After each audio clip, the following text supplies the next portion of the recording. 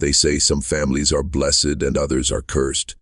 But what if I told you that somewhere in the backwoods of early America, a family existed that seemed to carry something inhuman in their blood, a sickness of the soul that passed from one generation to the next, not through choice, not through sin, but through blood itself. The story you're about to hear was never meant to survive. It was whispered through diary fragments, forgotten census records, and the crumbling walls of a farmhouse that locals still refuse to go near. Even now, the land feels wrong, like something beneath the soil remembers what happened there. They called them the Whitlocks, a name that once stood for pride, faith, and the frontier spirit. But by the time the 20th century began, that name had turned into something people only muttered when the wind was low and the night was long, because the Whitlocks weren't just another American family. They were the kind of story parents used to frighten their children into staying close to home. No one knew exactly when the first signs of the curse began. Some say it started with a promise made in 1839, when Thomas Whitlock, a settler from Virginia, built his home on stolen land. The native elders had warned him not to disturb what they called the hollow of the sleeping ones. But Thomas laughed, cut down the ancient oak, and built his foundation right over it. That night, the sky turned red, and the family dog went missing. By morning, Thomas's wife was found at the well, whispering that something had followed the roots into the house. From that moment on, the Whitlocks were never the same. Every generation grew more isolated, more twisted in mind and spirit. Neighbors stopped visiting. Mail stopped coming. Children were born with strange eyes, odd tempers, and a fear of mirrors. And yet the records show something far more disturbing. The Whitlocks knew what was happening. They documented every symptom, every nightmare, every death, as if they were waiting for someone to find it all. Someone like us. Tonight, we open their forgotten ledger, and what we'll find written inside may change the way you think about family forever. The Whitlock family's descent didn't happen all at once. It was slow, patient, like rot spreading through the beams of a house no one remembers to look at. The earliest surviving account comes from 1842, written by Thomas Whitlock's eldest daughter, Mary. Her handwriting, delicate and trembling, speaks of nights when the house would breathe. She wrote about hearing the walls sigh when the candles went out, about footsteps in the hallway when everyone was asleep, and then about her father, standing at the foot of her bed one morning, dirt under his fingernails, whispering that he'd heard the roots calling again. Mary's journal stops abruptly that winter. A single final entry reads, "The earth is taking him back." A week later, Thomas was found half buried in the field behind the house, his mouth filled with soil, his eyes open. No one ever figured out how he got there. His wife, Eleanor, told the neighbors it was the land claiming its due. And after his burial, Eleanor shut herself inside the farmhouse and began painting symbols on the doors, protective marks, she called them. She burned sage until the air grew thick and choked. The surviving children, Samuel and Ruth, were rarely seen again. Some said Eleanor had lost her mind. Others said she'd seen something she could never unsee. By 1860, the family's name had almost vanished from town records. The Whitlock farm stopped paying taxes, and no one dared to collect. Travelers passing through the region described hearing faint singing in the cornfields, even in the dead of winter. One man claimed to see a child's face pressed against the upstairs window, though the house had been empty for decades. But the Whitlocks weren't gone, far from it. Buried within a church archive in Roanoke lies a letter, dated 1893, from a Reverend Harlan Pierce. In it, he begs for guidance, writing that the Whitlock descendants carry something unholy, not of God nor of man. He claimed one of them had come to him in confession saying she'd seen the family tree whisper. No one knows what Reverend Pierce meant by that. The letter ends mid-sentence, but his handwriting, jagged and desperate, looks almost identical to Mary Whitlock's 50 years before. By the turn of the century, the Whitlocks had become a ghost story, one whispered by men in saloons and by children around campfires. But the family wasn't gone. They had simply gone quiet. Their last known descendants, 3 siblings, Jeremiah, Leela, and Andrew, lived alone on what was left of the family land.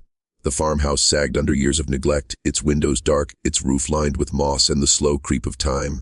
The locals avoided that stretch of road, not because of superstition, but because of what they'd seen. The smoke from the Whitlock chimney burned gray in the day and black at night. Some nights, people swore it smelled like burnt iron. Others said it carried a sweetness that made the air taste wrong. One autumn, a census taker was sent to record the household. He never returned. His notebook was found months later near the property line, pages torn, words written in frantic loops. They're not alone. The trees, they know their names. Leila Whitlock's diary, found years later inside a rusted trunk, gives us the clearest window into their isolation. Her entries are both tender and terrifying, a woman documenting her sanity slipping through her fingers. She wrote of her brother Jeremiah waking each night to stand in the fields, staring at something no one else could see, of her younger brother Andrew digging holes at the edge of the woods and saying, "We're making room." The final entries read like the unraveling of a mind, or a revelation. The house hums when it rains. Jeremiah says we must go below the roots. There's a door in the cellar now. After that, nothing. When authorities finally searched the property in 1911, they found no trace of the siblings, only open ground, disturbed earth, and a cellar door bricked shut from the inside. No remains, no furniture, not even dust. It was as if the house had exhaled them. The Whitlock name disappeared from every local record by 1913, but not from memory, because people kept hearing that hum, the same low vibration that Lila wrote about, rolling through the fields whenever it rained, like something beneath the soil remembering. And somewhere, beneath that bricked cellar, the curse waited, patient, hungry, and unfinished. For decades, the Whitlock land sat empty, a scar on the map that no one dared to claim. But curses don't die with silence, they hibernate. And in 1952, the name surfaced again. A man named Henry Whitlock, claiming to be the great-grandson of Thomas, purchased the property through a rural land auction. No one knew where he'd come from. His paperwork was immaculate, his manners quiet and polite, but the locals said his eyes had that same pale hue people remembered from old portraits, a color too light, too cold. Henry moved into the farmhouse that same spring. Within months, strange things began again. The soil refused to grow anything, the well water turned black, and the neighbors heard voices, children laughing softly at night, though Henry lived alone. He never spoke to anyone except for the postmaster, who once delivered a parcel to him and said the inside of the house smelled of wet stone and mildew. He also claimed that Henry's reflection in the window didn't quite move right. By 1954, letters began appearing in the local newspaper, written anonymously, always signed with the same phrase, "The roots remember." They spoke of an old promise being kept, and the blood that would not end. Investigators later traced the handwriting to Henry's typewriter. But by the time they reached the house, he was gone. Inside, they found something impossible. The walls were covered in family trees, drawn in red ink. Each branch had a name, some were crossed out, others were circled in a trembling hand, and at the very bottom one name was written over and over, Eleanor. Pinned to the kitchen door was a note. It said, "She's still in the roots." Beneath the floorboards, they discovered a cellar that hadn't existed before, a narrow descent carved deep into the earth. At the end of it, a single wooden chair sat facing the dirt wall. On the wall was a carving, a woman's face, mouth open, eyes hollowed out. Beneath it, the same words again, "The roots remember." No trace of Henry was ever found. But that year, the nearby town suffered a sudden rash of disappearances, mostly children, and locals swore that when the wind came down from the old Whitlock land, it carried laughter. By the 1970s, the Whitlock story had become little more than a rural myth, the kind of tale told to keep kids from sneaking out at night. But myths have a way of leaking into truth when someone decides to dig deep enough. That someone was Dr. Franklin Morrow, a folklore historian from the University of Virginia. He'd heard whispers of the cursed family that ate its own bloodline and wanted to trace the legend back to fact. He should have stopped at the whispers. Dr. Morrow's notes, recovered after his disappearance, describe a visit to the Whitlock property in 1974. He wrote that the air tasted metallic and that his compass wouldn't settle. Beneath the collapsed farmhouse, he discovered the remains of a root system unlike anything he'd ever seen, thick, black veins that pulsed faintly in the dark. When he cut one open, it blood. That night, his tape recorder captured something impossible, a voice, faint, layered, reciting names. The Whitlock names, generations of them. When Morrow played it back, he swore he could hear his own name whispered at the end. Weeks later, his research assistant found his notes scattered across his apartment floor. The last page was smeared with something dark. One line stood out clearly. They were never people. They were soil given shape. The Whitlock land was condemned soon after, fenced off by the state. No official reason was ever given. But for years afterward, locals reported government vehicles visiting the site at night, hauling away crates marked BOHUZARDIWONG-OFEWIDU-TARTIMENTU-OFECRISU-URI. If you're still watching, you're already braver than most. Tell us in the comments. What would you have done if this was your bloodline? Would you run from it, or try to understand what it made you? Because here's the truth, most people can't face the Whitlocks didn't just vanish. The bloodline didn't end. In 1989, a birth certificate was found in Richmond, Virginia. The child of Eleanor Whitlock III, No father listed, no burial record, just a note in the margin in faded ink, returned to the soil. Someone out there carries that name today. Maybe they don't even know what they are. Maybe they've heard the hum in their dreams, the whisper in their garden at night, and maybe they're watching this video right now. Not far from the old Whitlock land lies the remains of a place once called Hollow's Bend. It doesn't appear on any modern map, but if you look at survey records from before 1900, you'll find it marked. A small community built around a sawmill, a church, and a single road that ran straight into Whitlock territory. Locals said the town existed only to serve the family, that the Whitlocks had funded it, staffed it, and kept it alive as long as the bloodline stayed strong. When the family began to die out, so did the town. Storefronts closed overnight, wells dried up, the air thickened with the smell of sulfur and decay. By 1925, Hollow's Bend was deserted, but people who stumbled across the ruins decades later described something unnatural. The buildings were intact, untouched by time. Dishes still on tables, lamps still filled with oil. It was as if everyone had simply stood up one day and walked into the woods, leaving their lives mid-breath. In 1993, a group of urban explorers found their way into Hollow's Bend. They filmed what they saw. Fragments of it survived online for a few days before being deleted.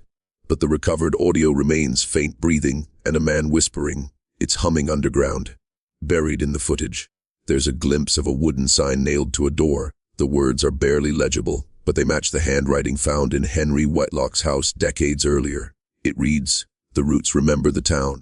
2. When the footage resurfaced on a conspiracy forum years later, commenters point out something none of the explorers ever noticed. In the background, through the window of the old church, there's a figure. Small, watching. Its eyes gleam like glass even in the dark. Authorities later claimed the explorers never returned home. Their vehicle was found abandoned, parked neatly at the edge of the Whitlock property. Doors unlocked, keys still in the ignition. Inside, a single cassette tape was left in the dashboard. The tape contained a woman's voice, calm and steady. "It isn't a curse," she said. "It's a calling." No one has ever identified the voice, but according to voice analysis records from the case file, the pattern, tone, and cadence bore a 99% match to Leela Whitlock, a woman who'd been missing for over 80 years. There's one last piece to this story, the part no one was meant to find.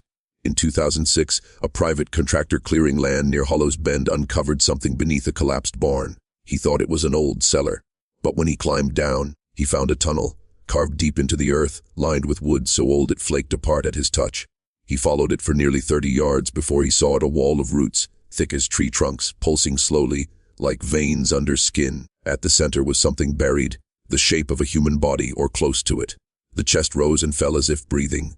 The contractor ran, called the sheriff, and never went back. When a county team returned to investigate, the tunnel was gone. The ground had collapsed overnight. The official report said it was unstable soil conditions. But the man who found it didn't sleep for weeks. He said he could still hear it. A heartbeat in the ground, following him wherever he went, and then he vanished. The Whitlock curse, it seems, was never really about death. It was about continuance. A kind of life that refused to end, a hunger written into the roots of the land itself, something born from human greed and sealed with generations of silence. The Whitlocks didn't summon it, they became it. The soil took their names, their flesh, their memories, and turned them into something eternal. If you drive past the old Whitlock property today, you won't see a house. You'll see grass, trees, maybe a broken fence line. But sometimes, when the air is still and the rain begins to fall, the ground ripples just slightly, as if something beneath it shifts in its sleep. The locals don't go near it. The mailmen won't drive that road. GPS signals drop and phones lose reception. But the sound remains, that faint hum, that breathing earth. And every few years, someone with the last name Whitlock applies for a birth certificate in a nearby county. No father listed, no mother's maiden name, just the same signature written in shaky, fading ink. The roots remember. Because the truth is, the curse was never buried. It's waiting, growing, reaching toward the surface again, and one day soon it's going to remember you.